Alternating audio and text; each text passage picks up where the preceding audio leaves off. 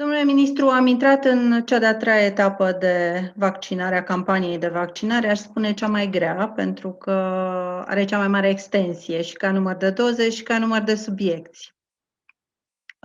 Și a început cu o mică controversă, anume a platformei care aseară, pe 14, a funcționat o oră și s-au putut face unele programări, după care iarăși s-a blocat, după care iarăși a pornit, au fost acuzații, unii au spus că s-a furat un pic startul.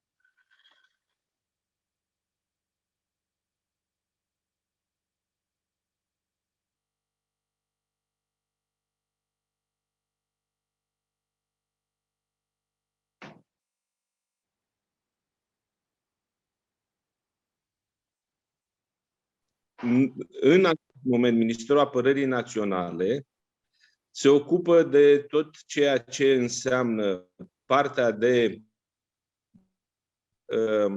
asigurare logistică, sprijin logistic a campaniei de vaccinare și, desigur, asigurăm personalul pentru tot ceea ce înseamnă ansamblul integrat de call center-uri și atât pe partea audio cât și pe partea web, încercând astfel să facilităm cât mai mult accesul întregii populații la platforma de planificare.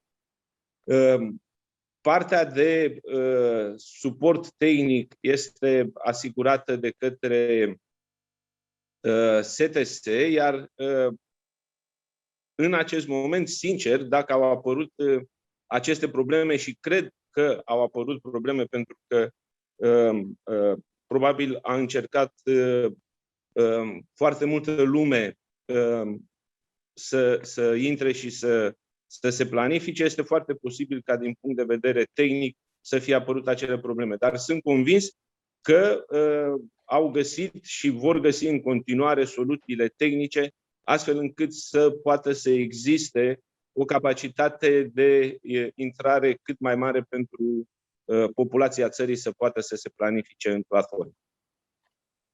Domnule ministru, spunem că este cea mai extinsă etapă, etapa a treia. Putem într-un fel considera că etapele 1 și 2 au fost un fel de repetiție generală pentru etapa a treia din anumite puncte de vedere. Dacă ar fi să trageți linia primelor două etape, care considerați că au fost punctele forte și care au fost eșecurile pe care le-ați constatat în campania de vaccinare de până acum? Vă pot spune că încă de la început ne-am oferit să sprijinim tot acest efort național cu toate cunoștințele și cu toată experiența noastră. Am făcut analize și continuăm să facem analize pentru că avem oameni implicați, planificatori în cadrul CNCAV și desigur că am discutat cu fiecare dintre ei, inclusiv cu colonelul Gheorghiță, fiecare etapă în parte, astfel încât să putem să vedem cum ne adaptăm. Pentru că niciunul dintre noi nu mai desfășuraserăm o astfel de campanie. Ca atare, a trebuit să anticipăm, a trebuit să ne adaptăm și inclusiv să facem achiziții noi de echipamente și tehnică, să putem să facilităm, așa cum spuneam, cât mai mult întregul proces și cred că ceea ce este cel mai important, să asigurăm coerența desfășurării acestui proces. Și în momentul în care făceam această analiză și aveam cifrele, ne uitam desigur la procentele realizate pe fiecare zi, pe fiecare săptămână, pe fiecare lună de când a început vaccinarea din 27 decembrie. Și cu toții am ajuns la concluzia că prima și a doua etapă sunt cele mai simple pentru că ea a fost targetată în etapa întâi către personalul medical și aici vă pot spune din datele pe care noi le avem în acest moment că aproximativ 85% din personalul targetat a fost imunizat, ceea ce din toate datele pe care noi le cunoaștem și din ținta pe care ne-o propusesem ca cel puțin 70% să fi fost vaccinat, s-a realizat. În momentul de față ne găsim în plină desfășurare cu etapa a doua și, așa cum vă spuneam, la analiza pe care am făcut-o, am concluzionat cu toții că greul abia de acum începe. Greul abia de acum începe pentru că a fost desfășurată campania în centrele urbane de mărime mijlocie și mare. Desigur, tot acolo a existat și riscul epidemiologic cel mai mare, riscul epidemiologic de răspândire, care de altfel este cât se poate de pregnant și acum putem să vedem că orașe precum Timișoara, Cluj, București sunt în continuare afectate de ceea ce înseamnă o rată de infectare foarte mare și ca atare este în continuare nevoie de o analiză continuă, de previziune și de disponibilitate de resursă umană și de echipamente, astfel încât să putem să acoperim întreg cuprinsul țării. Ceea ce vă pot spune în momentul de față este că noi am deschis, practic la nivel național, dacă nu mă înșel, sunt în funcțiune 1569 de centre. Dintre acestea, 92 au fost alocate și către Ministerul Apărării Naționale. Ținând cont de numărul de doze, noi am activat 58 de puncte. Acum când noi discutăm, 58 de puncte de vaccinare funcționează. Începând de astăzi, ele au fost deschise și pentru populația civilă. Și vreau să subliniez o chestiune din punctul nostru de vedere cât se poate de importantă. Nu am luat această decizie acum o săptămână, acum 2 săptămâni sau acum 3 săptămâni. Încă de la început, când am prezentat argumentele pentru care implicăm rețeaua de spitale militare și rețeaua de infirmerii de care armata dispune pe teritoriul național, am menționat că facem toate acestea pentru a putea, pe de o parte, să scădem presiunea pe sistemul sanitar al Ministerului Sănătății și, de asemenea, să putem să folosim capabilitățile de care noi dispunem, astfel încât, pe lângă centrele sau punctele staționare de vaccinare, să putem să ne organizăm și să trimitem echipele mobile peste tot în țară, acolo unde nu există posibilități de organizare a punctelor de vaccinare. Suntem cât se poate de angajați în tot acest demers și avem toate resursele, cum să vă spun sincer, numărăm, cum se spune, bob cu bob, astfel încât să putem să avem certitudinea, pe de o parte, că ne îngrijim de activitățile noastre pe care le avem în planificarea anul ăsta pentru instruire și avem activități foarte importante. Anul ăsta o să găzduim unul dintre cele mai mari exerciții în perioada mai-iunie. Este vorba de 10.000 de militari care vor fi la instrucție în poligoanele și centrele noastre de instruire și acolo avem echipe medicale special destinate și totodată ne organizăm astfel încât să putem să acoperim întreg cuprinsul țării. Cea mai mare problemă și, să zic, preocupare în momentul de față, inclusiv la nivelul nostru, este acela de a putea să ne ducem către mediul rural, în special acolo unde nu au posibilitatea să organizeze puncte de vaccinare. Și cum vă veți duce către mediul rural? Cum? Aveți un plan pentru accesarea mediului rural? Da, am discutat cu colonelul Gheorghiță și am cerut date. Noi ne putem organiza, ca să planificăm, avem nevoie de date. Și l-am rugat să solicite la nivelul prefecturilor, la nivelul INSP și implicit la nivelul DSP-urilor, situația clară a medicilor de familie care se vor implica în desfășurarea vaccinării acolo unde sunt localități cu cabinete pentru medicii de familie și, de asemenea, situația clară a localităților unde nu există. Din ce mi-a comunicat mie doctorul Gheorghiță, sunt cel puțin 100 de localități identificate fără serviciu de asistență medicală. Sunt mai multe. Chiar mai multe, da. Național, da. la prima analiză la prima pe care noi am citire. făcut, prima citire. Și atunci, acum când noi discutăm, avem deja 22 de containere pe platforme care pot fi deplasate în mai multe, fiecare în localitatea unde este nevoie.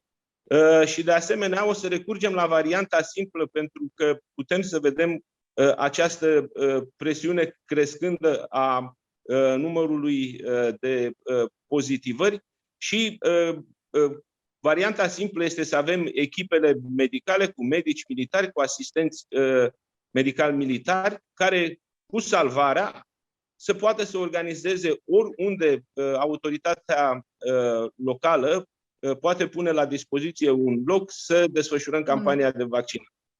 Vă pot spune că în istorie și am văzut că, sigur, nu trebuie să ne întoarcem acolo, dar atunci când a fost nevoie s-au folosit toate mijloacele și resursele disponibile. Nu putem să departe. Există o derută, o întrebare a multora dintre cei cu care am vorbit. Unii, chiar jurnaliști, precum Vlad Mixic, a formulat această întrebare.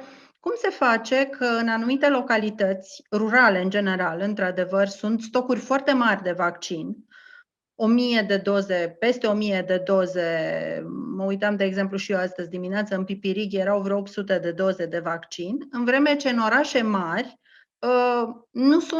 nu mai găsești niciun loc liber în București, în Timișoara, în Cluj, nu sunt locuri libere pentru vaccinare. Cum s-a luat decizia distribuirii vaccinurilor între diferite centre de vaccinare, astfel încât în unele sunt stocuri, în unele nu mai găsești zile, chiar săptămâni de zile, niciun loc? Vă pot spune că inclusiv în rețeaua Ministerului Apărării Naționale, repartiția de doze se face zilnic de către DSP. Ministerul Apărării Naționale nu are o rețea de unde să-și asigure propriile vaccinuri. Au fost zile la rând în care am primit 9 doze, 10 doze sau 11 doze într-un punct de vaccinare.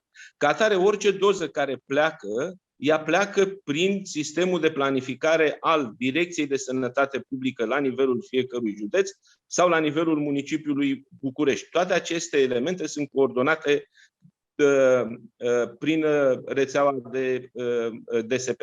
De DSP-uri. Am înțeles. Ați vorbit despre centrele acelea pe care presa le-a numit speciale. Înțeleg că sunt 92 de centre, erau la nivel național. Câte dintre ele ați deschis? Le-ați deschis pe toate, începând de astăzi, pentru întreg publicul? În acest moment, așa cum vă spuneam, 58 dintre ele sunt active. Nu le-am deschis pentru că nu am avut vaccinuri suficiente. Dar deci pe măsură ce 58 din 92. Ele vor fi deschise toate sunt cele active, toate sunt în platformă, trebuie să fie în platformă începând de astăzi și ne-am asumat inclusiv această problemă legată de fluxurile de vaccinare, că fiecare dintre cei care vor fi repartizați la un astfel de centru va trebui să intre pe poarta unității militare, să fie însoțit, adică nu avem niciun fel de problemă din acest punct de vedere. Vrem doar să avem contribuția noastră la această campanie. Și vă spun, doamna Ioana N. Dogioiu, vă spun fără niciun fel de reținere, nu au fost destinate să fie centre speciale. Am discutat și le-am spus, am rugat și toți colegii mei au zis, dom'le, noi nu suntem speciali. Nu există nici special, nici esențial. Există aceste activități. Sigur, avem oameni care ne-au plecat în misiuni, au trebuit să fie vaccinați. Avem oameni care trebuie să plece la exerciții internaționale. Trebuie vaccinați. Am considerat că trebuie să asigurăm prioritate celor care au peste 65 de ani și cu comorbidități. A fost inițiativa noastră să stăm un pas, doi înapoi, militarii activi care suntem sănătoși și să-i lăsăm pe dumnealor să se vaccineze. Spitalele, doar două cifre, dacă îmi permite să... Spitalele militare, toate spitalele militare sunt deschise publicului, indiferent că este militar sau face parte din altă categorie, pătură socială. 80% din pacienții spitalelor militare sunt civili, nu sunt militari. Ca atare, nu vreau și niciunul dintre noi, asta de vorbă cu șeful apărării, să fim considerați altfel decât cei care venim și sprijinim toată această activitate. Știți, Că s-au făcut greșeli, este posibil. Și este posibil, dar este o chestiune de lipsă de moralitate și am promis că acolo unde s-a întâmplat acest lucru, vom proceda în conformitate cu prevederii și reglementările în vigoare. Da, aș vrea să clarificăm pe rând aspectele pe care le-ați menționat acum, ca să nu rămână puncte neacoperite. Întâi aș vrea să-mi spuneți, dacă puteți, dacă au intrat în platforma de vaccinare doar centrele MAPN sau și ale celorlalte instituții care au rețele sanitare, MAI, SRI, mi se pare că are propriile spitale. Acelea vor intra și ele la fel ca centrele MAPN? Sincer, nu am discutat și nu vreau să speculez, să mă antepronunț, dar în momentul de față nu știu dacă au intrat. Uitați, am să discut cu ministrul afacerilor interne și din ce știu din discuțiile avute, toate au fost sub aceeași argumentație că le înființăm ca să putem să sprijinim efortul național. Nu cred că va fi o chestiune de... Vă rog. Vă rog, n-am vrut să vă întrerup. Nu cred că extrage din acest efort, pentru că avem cu toții același interes. Noi lucrăm cu Inspectoratul pentru Situații de Urgență, completându-ne unii pe ceilalți în tot acest demers. Poate la un moment dat noi nu avem 10 containere pentru platformele noastre. Am găsit la Inspectoratul pentru Situații de urgență disponibilitatea și ne-au dat containerele. Sau este nevoie de personal. Chiar să știți că nu am niciun fel de reținere să vă spun că este un efort întrunit. Nu este al nostru, nu noi suntem prioritatea numărul 1 în această campanie. Noi sprijinim Ministerul Sănătății și complementăm tot ceea ce este necesar, astfel încât, așa cum spuneam, să asigurăm coerență. Iar până acum chiar putem spune că a fost coerență. Dar, așa cum a spus dumneavoastră, greu, abia de acum încolo începe. Când anume a fost luată decizia ca centrele acestea, am să le spun speciale pentru că așa sunt ele numite de presă ca să înțeleagă lumea despre ce vorbim, centrele care nu erau deschise publicului, să fie deschise publicului în etapa a treia. Când anume a fost luată această decizie? Pentru că există discuția că ați luat această decizie după ce a început scandalul centrelor speciale și Ministrul Sănătății asta a lăsat să se înțeleagă, felicitându-vă pentru decizia de a deschide centrele, felicitându-vă public pe Facebook pentru decizia de a deschide aceste centre. Vă dați seama că nu doresc să intru în niciun fel de polemică de acest gen. Vă pot spune doar adevărul și argumentația există la tot acest demers.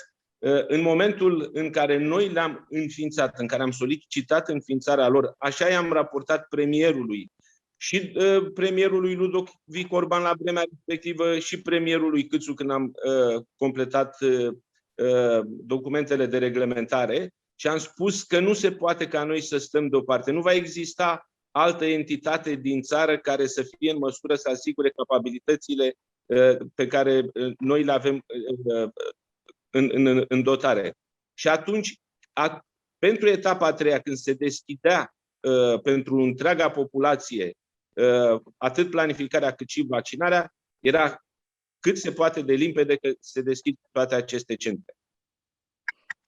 Vă dați seama că nu puteam să fim pregătiți de azi pe mâine, de săptămâna trecută pe săptămâna aceasta, să ne deschidem către întreaga platformă de planificare și vaccin. Deci, ca să fim, nu e vorba de polemică aici este vorba de adevăr, nu de polemică. De-aia vă și întreb, în momentul în care domnul ministru al Sănătății a semnat acel HG12 care prevedea existența acestor centre în rețeaua Ministerului Apărării Naționale, știa sau nu știa că ele vor fi deschise în etapa a treia pentru toată lumea? Sincer, nu știu să vă răspund la întrebarea aceasta. Eu vă pot spune ce am spus noi și ce am argumentat noi și ce este scris în hotărârea de guvern. Păi, ați argumentat în fața domniei sale, asta întreb, sau numai în fața premierului ați spus? Sigur că da, sigur că da. Deci și în fața domniei sale, sigur că da? Sau că n-am... Cu toții în guvern. Deci discuția a fost în guvern că ele vor fi deschise în etapa a treia. Nu vreau să... Am zis că este vorba de adevăr. Nu. Cred că nici nu ne-am gândit la vremea respectivă, nu ne-am pus problema că cineva va crede că ele nu sunt deschise publicului. Nici nu... Sincer, nu ne-am gândit niciodată la chestiunea asta. Eu chiar... De aceea vă spuneam că 80% din pacienții spitalelor militare sunt civile. Nu m-am gândit că există o separație. Atât timp cât noi asigurăm asistența medicală personalului civil, indiferent de unde vine el, nu am văzut-o ca pe o rețea închisă, doamna Dogioiu. Deci chiar nu am văzut-o și nici nu o vedem, nu avem. Oamenii se întreabă care a fost rațiunea pentru care nu au fost deschise de la început și pentru persoanele vulnerabile din etapa a doua nemilitare. Pentru că în etapa 1 și a 2 a fost targetat personalul medical.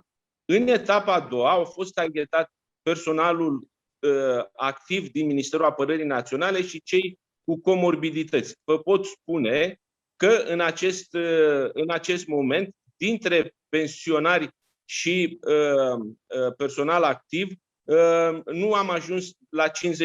Deci vom continua să desfășurăm în paralel această activitate, pentru că s-a luat decizia la CNCAV să înceapă etapa a 3-a mai devreme. Noi știam, era planificat, și aici ne aducem aminte cu toții, că era planificat ca etapa a 3-a să înceapă după 1 aprilie. Aveam planificat ca până la 1 aprilie să închidem etapa a 2-a și se deschidea clar către toată lumea aceste facilități de care noi dispunem. Ca atare, luându-se decizia să se realizeze deschiderea astăzi pe 15 martie, astăzi am deschis-o. De aceea vă spun, astăzi le-am deschis. De aceea vă spun că nu puteam să fim pregătiți într-o zi, 2 sau 3. Este o chestiune care se pregătește în timp, care necesită logistică, care necesită personal. S-a opus cineva din guvern înființării acestor centre dedicate rețelei Ministerului Apărării? Pentru că Ministrul Sănătății spunea după câteva zile în ianuarie că e jenant să avem centre separate pentru anumite instituții. S-a opus cineva în momentul respectiv existenței HG12 și conținutului HG12? Eu am avut cu dumnealui atunci o discuție, pentru că probabil a văzut această prevedere în cadrul hotărârii ca pe un sistem cu circuit închis și am vorbit personal cu dumnealui și i-am explicat exact ce v-am explicat și dumneavoastră. Să înțeleagă și să vadă tot acest demers ca pe un suport pe care Ministerul Apărării Naționale îl are la dispoziție și îl oferă rețelei sanitare la nivel național. Ați spus asta personal la telefon. Deci ați avut această discuție cu domnul ministru, ocazie cu care, nu știu, probabil că nu i-ați spus că vor fi deschise în etapa a 3-a și pentru restul, pentru toată lumea. Doamne, nu, pentru că nu ați gândit că e necesar. Nu am gândit că e necesar, sigur că da. La Spitalul Militar Central, astăzi când noi discutăm, anul trecut au fost 65.000 de pacienți tratați, din aceștia doar aproximativ 20.000 au fost militari. Ceilalți sunt civili. La nivel național, ca să vă mai dau încă o statistică, am avut 135.000 de pacienți, 112.000 sunt civili, 23.000 au fost militari. Astea sunt cifrele. Noi nu ne-am gândit și nici nu ne vom gândi vreodată să avem o rețea închisă. În special, știți de ce? Pentru că și spitalele militare sunt în rețeaua Casei de Asigurări de Sănătate ca orice alt spital. Nu putem să fim închiși. Ați spus că în aceste centre s-au vaccinat pensionari militari, dar vedeți aici cu pensionarii, când e vorba de armată, lucrurile sunt un pic mai delicate. Pensionari numai dacă aveau peste 65 de ani sau pur și simplu pensionari din armată? Mă rog, Am respectat, avem toate documentele, toate ordinele care au fost date la nivelul statului major al apărării au fost clare în ceea ce înseamnă respectarea prevederilor de etapă. Pe etapa 1, pe etapa 2. Deci pensionarii peste 65 de ani și cu comorbidități. Deci numai peste 65 de ani. Am înțeles, nu orice pensionar militar, indiferent de vârstă. De aceea v-am spus că noi am zis, haideți să facem noi pasul înapoi să poată să se vaccineze. Chiar pe 8 ianuarie am avut un comunicat în acest sens în care am spus militarii activi fac pasul înapoi, lăsăm loc pentru pensionarii peste 65 de ani cu comorbidități să intre în platformă. Ați spus și dumneavoastră că e posibil să fie existat fraude, mai ales se presupune în cazul unor membri ai familiei care n-ar fi fost eligibili pentru etapa a doua. Știu că ați declanșat chiar un control la Focșani, care este un centru mai problematic, se pare. Aveți rezultatele? Nu, din ce am discutat, rezultatele trebuie să-mi parvină în seara aceasta sau cel mai târziu mâine dimineață pentru a avea certitudinea datelor pe care le vor furniza. Acolo s-a întâmplat următoarea stare de fapt. Am avut în cercul militar organizate 4 puncte de vaccinare. 2 au fost ale Ministerului Apărării Naționale, 2 au fost ale Direcției de Sănătate Publică Vrancea. Și eu, vreau ca toate aceste elemente să fie cât se poate de clare, astfel încât să putem să luăm măsurile așa cum, pe fapte și așa cum s-au întâmplat lucruri. Nu vreau să mă antepronunț până când nu am rezultatele controlului. Aveți semnale? Să se verifice persoană cu persoană. Am să vă rog să repetați că ne-am suprapus. Am dat ordine să se verifice persoană cu persoană, să putem să avem o situație clară. Numai la Focșani sau în general ați dat ordine? Adică verificați toate vaccinările făcute în aceste centre ale Ministerului Apărării sau numai la Focșani? N-am îndreptat către Focșani pentru că a mă duce în toate cele 58 de centre dintr-o dată este foarte greu. Dar aveți această intenție? Aveți semnale și de alte fraude care s-ar fi putut întâmpla? Am avut o astfel de problemă la Institutul Militar de Aeronautică și acolo am avut o astfel de problemă și au fost luate măsuri în consecință. Ce măsuri? Ați destituit pe cineva sau? Am avut o problemă cu un domn general, dumnealui din onoare și-a dat demisia și șeful statului major al apărării a luat măsurile prin care sunt specifice la nivelul instituției militare, conform codului de abateri și măsuri care se iau la nivelul instituției, în interiorul instituției.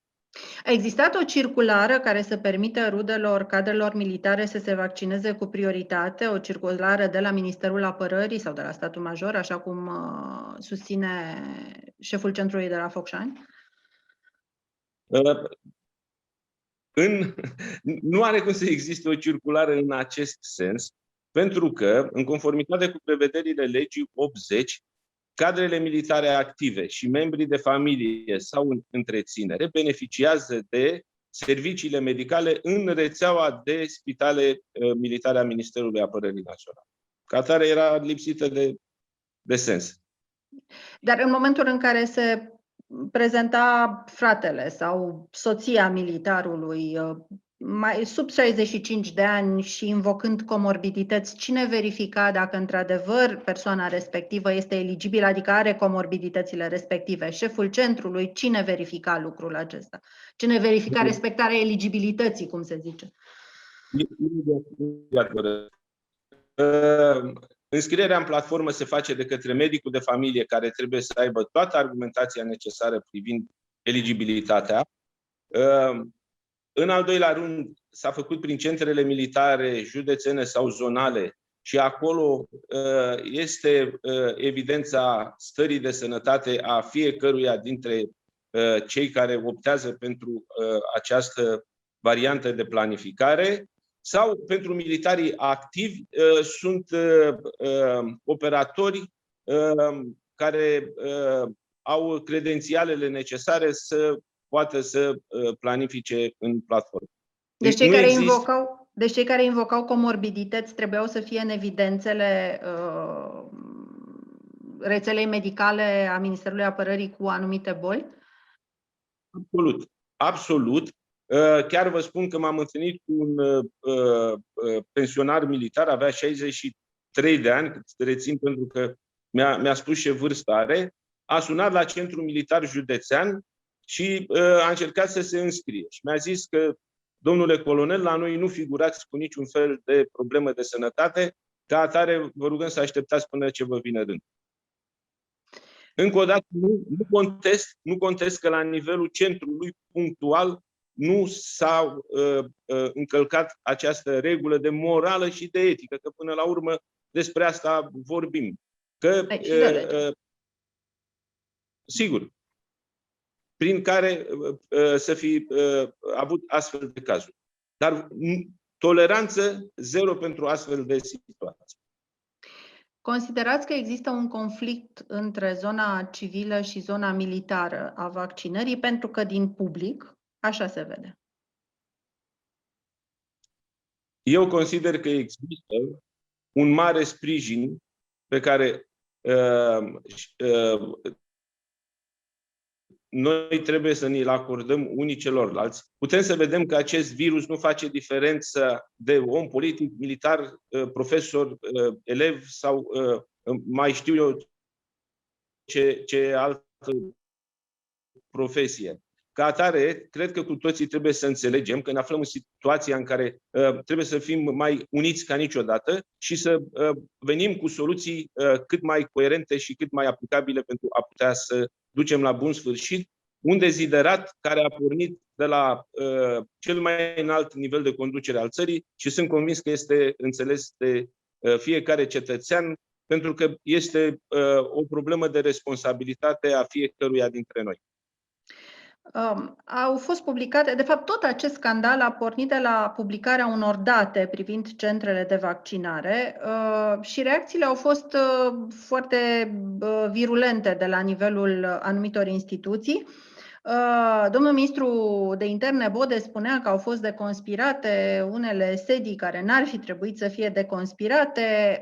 Domnul colonel Gheorghiță era nemulțumit de faptul că s-au dat publicității date neprelucrate. Dumneavoastră, ce problemă vedeți, dacă vedeți o problemă în publicarea acelor date?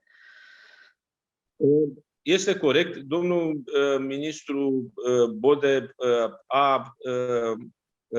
și-a exprimat această opinie după discuțiile pe care le-am avut vis-a-vis de ce s-a întâmplat. O să vă explic foarte simplu.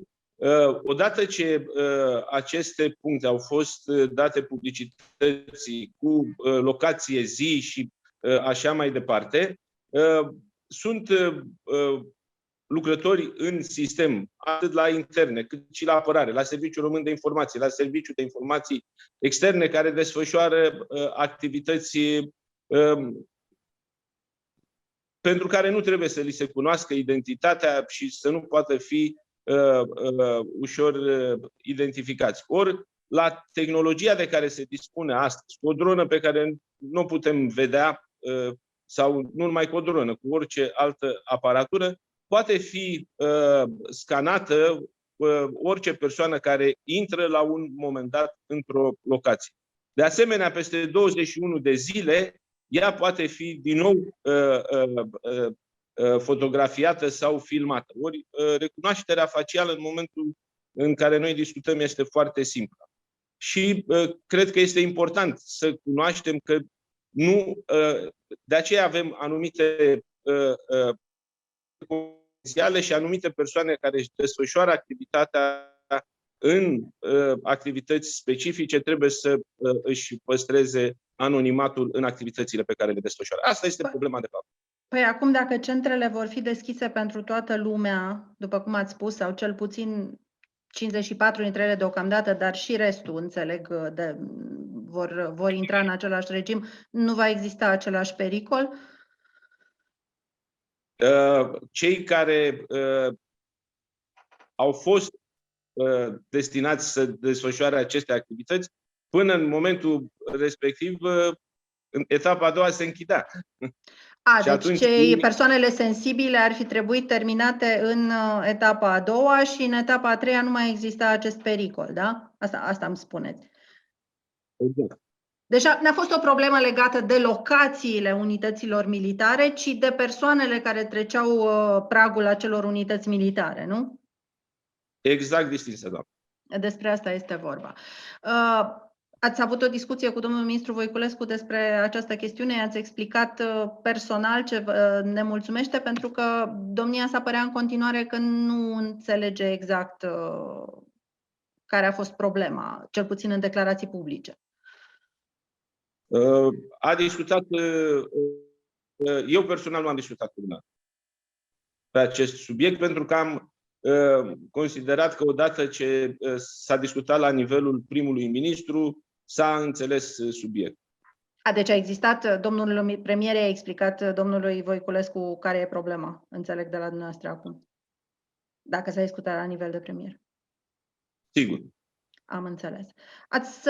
MAPN a emis un comunicat zilele trecute, un comunicat în care erau prezentate o serie de cifre ale vaccinării etc., dar conținea și o formulare destul de atipică, aș spune, și anume se referea Ministerul Apărării Naționale la acuze publice la adresa Ministerului Apărării Naționale și la adresa personalului militar care sunt de neînțeles.